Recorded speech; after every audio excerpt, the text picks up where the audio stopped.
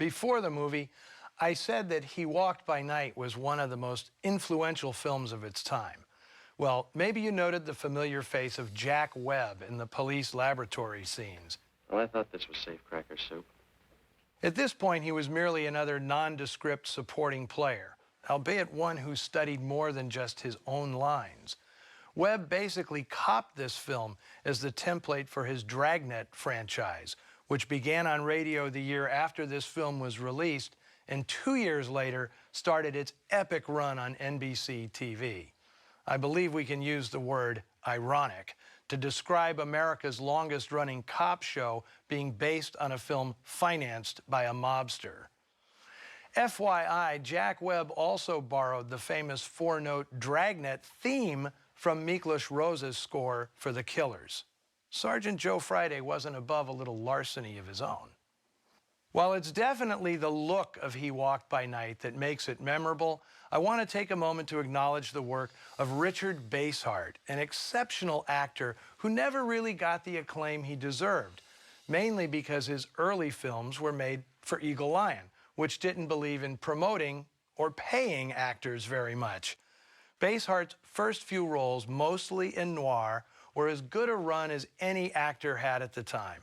Repeat performance, Reign of Terror, Tension, 14 Hours, The House on Telegraph Hill, all exceptional performances, including the one we've just seen. It was while making The House on Telegraph Hill that Basehart fell in love with Italian actress Valentina Cortese. They married and moved to Italy in 1951.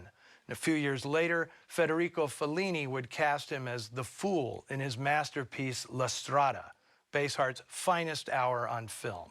Well, that is if you don't count Voyage to the Bottom of the Sea, a staple of my childhood TV viewing.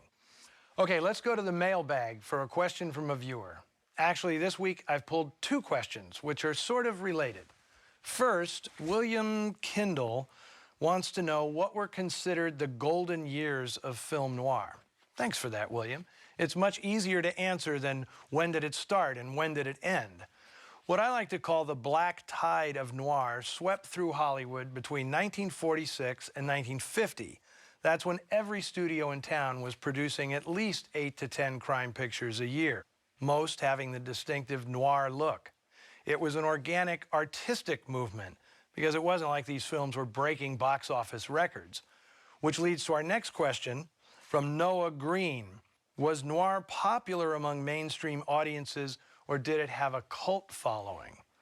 Well, there certainly were noir films that were hits, like Double Indemnity, The Killers, Gilda, The Postman Always Rings Twice, to name a few of the bigger ones.